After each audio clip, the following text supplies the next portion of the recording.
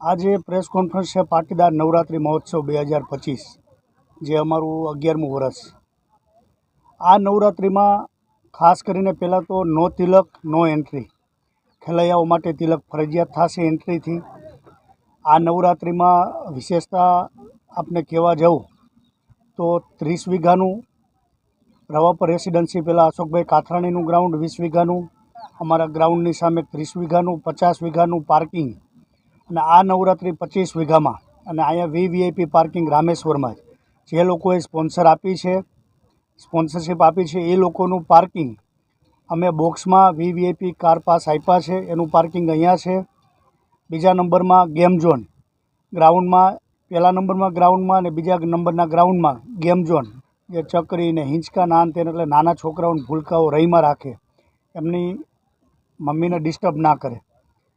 ત્યારબાદ આ વર્ષનું આયોજન અમારું એક ખાસ વાત કરવા જવું તો જે પેવેલિયન અને સોફા હોય, જે સ્પોન્સરશિપ હોય છે, 100 થી 125 સોફાનું અમે પેવેલિયન કરી છીએ।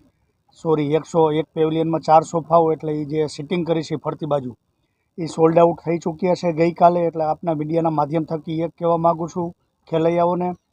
બીજા નંબરમાં પાસ જે અમારી 7 જગ્યાએ મૂક્યા છે, જય ટેલિકોમ, પ્રાઇમ મેન્સવેર, પછી બીજા ક્યાં છે પેલા પટેલ મેડિકલ, આપણે રવાપર રોડ, ક્યાંથી સ્પાઇસીસ સ્પૂન હોટલ, તો આ જગ્યાએ મૂક્યા છે, ત્યાંથી જ પાસ લેજો। બીજા નંબરમાં 20 તારીખ સુધી પાસ મળશે। નવરાત્રિ પહેલાં 2 દિવસ પાસ વેચવાનું બંધ કરી દેવામાં આવશે, કેમ કે આ વર્ષે પાસનો ઉપાડ વધારે છે, જેથી કરીને એક આયોજનના ભાગરૂપે એક ખેલૈયાઓની સંખ્યા મર્યાદિત રહે એવી રીતે અમારે પાસ વેચવાનું બંધ કરવાનું અમારું એક સેવા સંપત્તિ ફાઉન્ડેશન અને પાટીદાર નવરાત્રિ મહોત્સવનું જે ગ્રુપ છે એને આવું ડિસિઝન લીધું છે કે 20 તારીખ પછી પાસ નહીં મળે। ત્યારબાદ એક સ્પોન્સરશિપ સોલ્ડ આઉટ થઈ છે। ત્યારબાદ કેન્ટીનની વાત કરું તો ગયા વર્ષે 15,000 ફૂટમાં કેન્ટીન હતી, આ વર્ષે 25,000 ફૂટમાં વીવીઆઈપીની કેન્ટીન અને વીઆઈપીની કેન્ટીન કરવામાં આવી છે। ત્યારબાદ જે અમારો ગેટથી એન્ટ્રીથી લઈને જે સ્ટેજ, જે સરપ્રાઈઝ તમને આગલા દિવસે જોવા મળશે 21 તારીખે, હું આપના મીડિયાના ગ્રુપમાં નાખી દઈશ કે જે સ્ટેજ બનશે, માણસો સ્ટેજ જોવા માટે ખરેખર આતુરતાની રાહ જોશે કે સ્ટેજ કેવું બનશે પાટીદારમાં।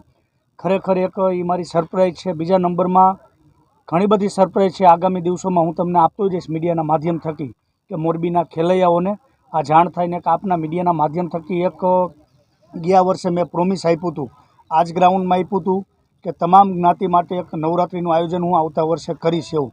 એટલે સનાતન નવરાત્રિ મેન્દ્રનગર એટલે આ પાટીદાર સમાજની આપણે સમાજ માટે મર્યાદિત છે, એટલા માટે જે બીજા સમાજને કોઈને અન્યાય ન થાય એટલા માટે આવું ને આવું આયોજન કે જ્યાં ગેમ ઝોન છે, કેન્ટીન છે, વીવીઆઈપી સ્ટેજ, જે સનાતન નવરાત્રિ મેન્દ્રનગર ચોકડી આયોજન કરવામાં આવ્યું છે, એમના માટેની જે સુવિધાઓ છે, કેવું આયોજન છે, આવતીકાલે પ્રેસ કોન્ફરન્સમાં હું આપને જણાવીશ।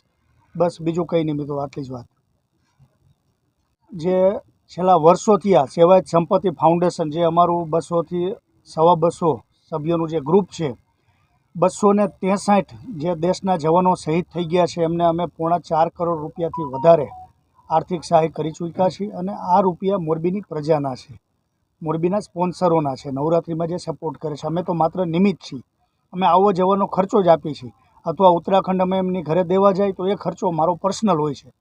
પણ આ વર્ષે 22 થી 25 શહીદ જવાનોના પરિવાર 9 દિવસમાં આવશે, એમનું સન્માન થશે।